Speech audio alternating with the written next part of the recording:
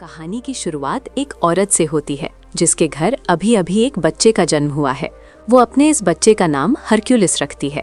उस दौर में लोग एक महान राजा की पूजा करते थे जिसे वे अपना भगवान मानते थे। उस देव राजा का नाम था ज़्यूस। धीरे धीरे ये बात सामने आने लगती है कि ये नवजात बच्चा ज़्यूस का ही पुत्र है जो एक इंसानी स्त्री से जन्मा है। जब ये सच्चाई ज़्यूस की पत्नी यानी रानी को पता चलती है तो उसके मन में जलन और क्रोध भर जाता है। वो हरक्यूलिस को मारने की योजना बना लेती है।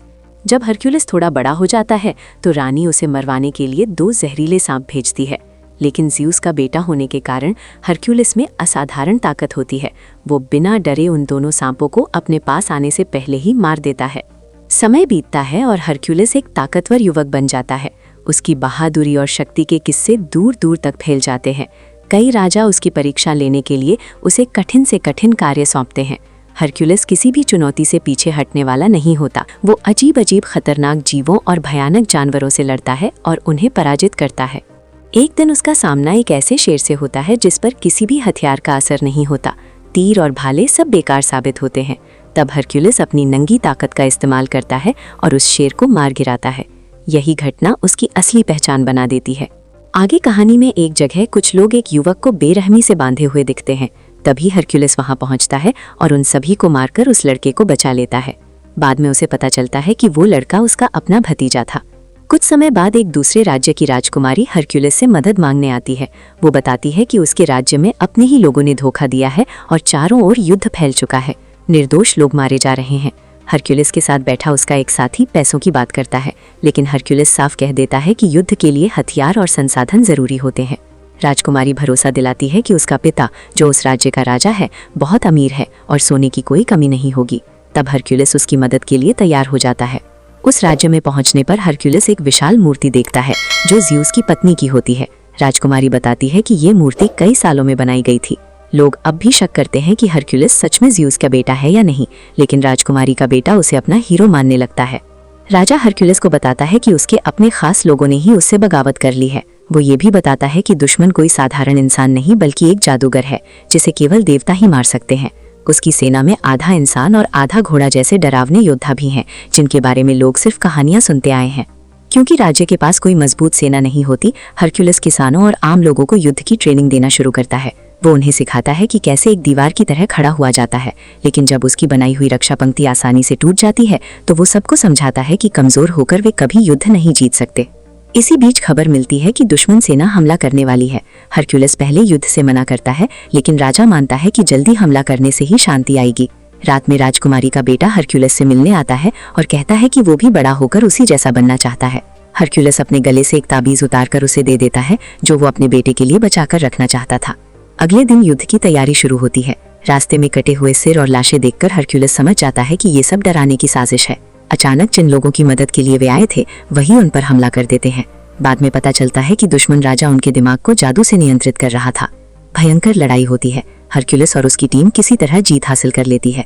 इसी दौरान हरक्यूलिस अपने अतीत से परेशान रहने लगता है।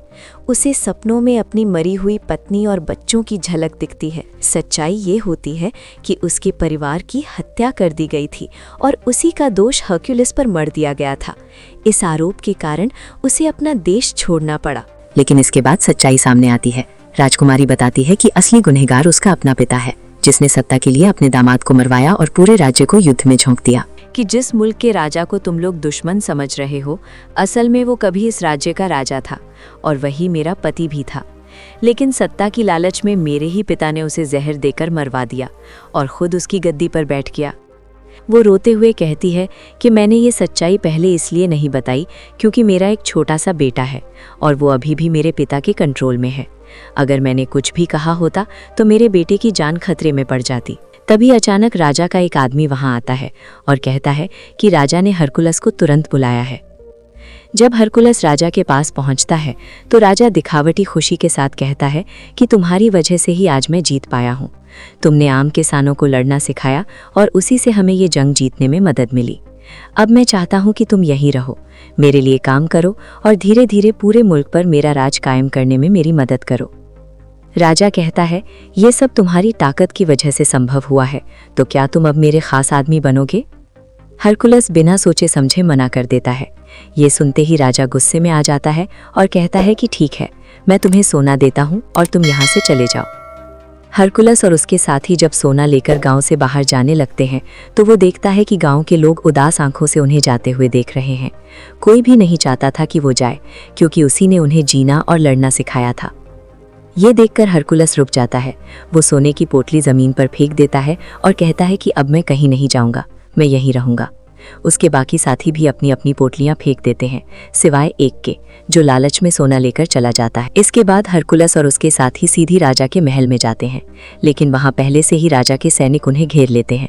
वहीं शहजादी और उसका बेटा भी मौजूद होते हैं। राजा को बताया जाता है कि शहजादी अपने बेटे को हरकुलस के साथ भेजना चाहती थी। ये सुनते ही राजा गुस्से में अपने ही नाती को शहजादी से छीन लेता है। उसी पल राजा का एक आदमी पीछे से हरकुलस पर हमला करता है और वो बेहोश हो जाता है। जब हरकुलस को होश आता है तो वो खुद को मजबूत जंजीरों में जकड़ा हुआ पाता है। तभी वहां एक और राजा आता है, वही राजा जिसके राज्य में हरकुलस बड़ा हुआ था और जिसके लिए उसने पहले कई जंग लड़ी थी। अब वही राजा सच्चाई बताता है कि हरकुलस की पत्नी और बच्चों की हत्या का इल्जाम उसी ने हरकुलस पर लगाया था ताकि लोग उससे नफरत करें। वो कहता है कि मैं तुम्हें मार नहीं सकता था, इसलिए तुम्हें बदनाम किया गया। ये सुनकर हरकुलस अंदर से टूट जाता है, लेकिन जंजीरों में बंधा होने की वजह से कुछ कर नहीं पाता। राजा फैसला करता है कि अब सबको एक एक करके मारा जाएगा और शुरुआत वो अपनी ही बेटी से करता है। ये देखकर हरकुलस पूरी तरह टूट जाता है। तभी उसका साथी उसे हिम्मत देता है। हरकुलस अपनी पूरी ताकत लगाकर जंजीरें तोड़ देता है और खुद को आज़ाद कर लेता है। वो शहजादी को बचा लेता है, लेकिन तभी 3 भयानक भेड़िए उस पर हमला कर देते हैं। कड़ी मशक्कत के बाद वो तीनों को मार गिराता है। इसके बाद वो अपने साथियों और उस बेगुनाह राजा को भी आज़ाद कर देता है। दोनों बुरे राजा भागने की कोशिश करते हैं, लेकिन हरकुलस उस राजा को पकड़ लेता है जिसने उसकी पत्नी और बच्चों को मारा था। वो उसे उसी खंजर से खत्म कर देता है।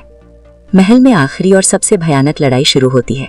राजा का एक आदमी शहजादी के बेटे को मारने ही वाला होता है, तभी हरकुलस का साथी सही समय पर तीर चलाकर उसे बचा लेता है। भयंकर युद्ध होता है। हरकुलस का एक साथी इस लड़ाई में मारा जाता है, लेकिन किसानों की बनाई गई शील्ड दीवार दुश्मनों को रोक लेती है।